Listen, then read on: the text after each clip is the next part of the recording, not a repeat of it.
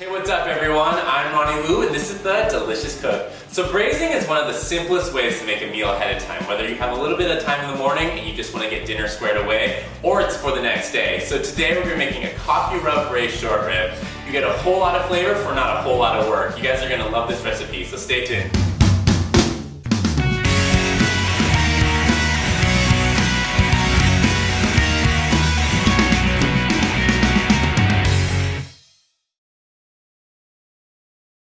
So the first thing we want to do is make our rub. So in a small shallow bowl, I want to add 2 teaspoons of salt, 1 teaspoon of ground black pepper, 1 teaspoon of garlic powder, 1 teaspoon of onion powder, and 2 tablespoons of freshly ground coffee. Then you just want to lightly toss that with a fork. Alright, so there's our rub. So what I have here is about 2 to 3 pounds of bone-in short ribs. You want to ask the butcher for the meatier ones because I personally like to have a little more meat than bones, but you still want the bones for the flavor. So I know what you're thinking. You're probably thinking that, whoa, this is a lot of coffee, but don't worry about it because what's going to happen is that the coffee flavor is really going to dilute in the braising liquid and you're going to end up with this beautiful, subtle, smoky flavor. So the next thing I want to do is just sort of roll my short ribs into this rub.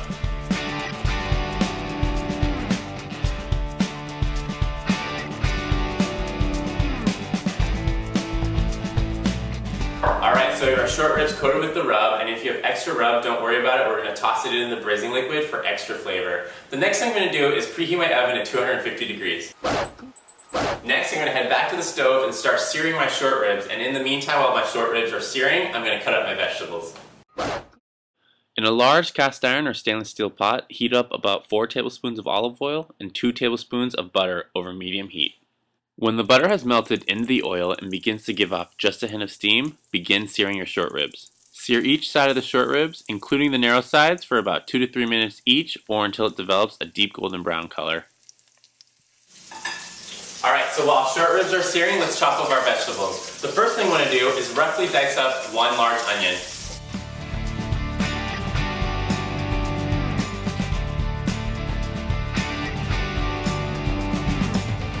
Alright, I'm going to flip my short ribs so the other side can start searing as well.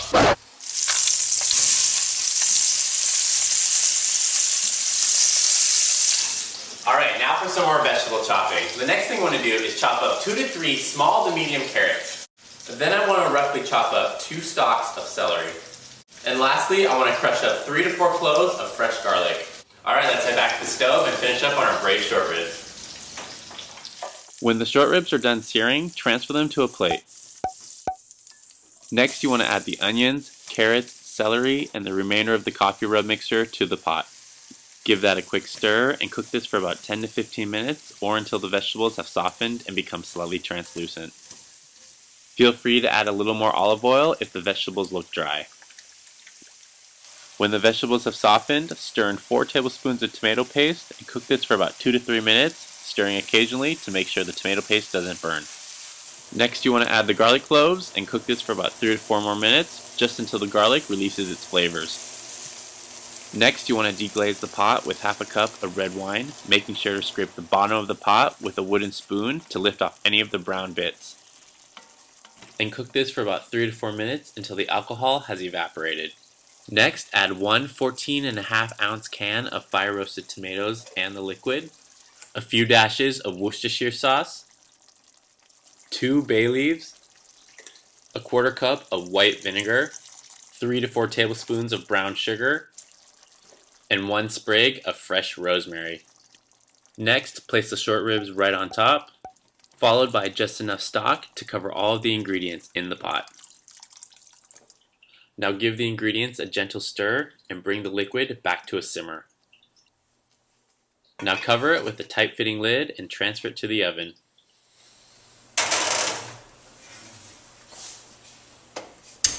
And the ribs are in the oven. We're going to braise these guys for about 3.5 to 4 hours at 250 degrees until the meat is fork tender, which basically means the meat is going to be so tender that you can cut into it using just a fork. But depending on your oven, you may have to braise them a little bit longer or even a little bit less. You ultimately just want them to be fork tender. But the great thing about ribs is that even if you overcook them just a little bit, they're still going to be delicious. Alright, I'll see you guys back here when the ribs are ready to go. So the short ribs have been braising for about 3.5 hours and the house smells delicious. Now let me take one out and show you what fork tender looks like. Look at how soft and tender the meat is when pulled apart with a couple forks. Alright, let's give this guy a taste test. Taste test. Juicy, tender, and so flavorful. That coffee really gives it that subtle smoky flavor. It is so delicious. You guys are gonna love this recipe. Pair it with some mashed potatoes and you've got a full-on hearty meal. If you guys have any questions or comments, please feel free to email me. I'm Ronnie Woo, and I'll see you next time on The Delicious Cook.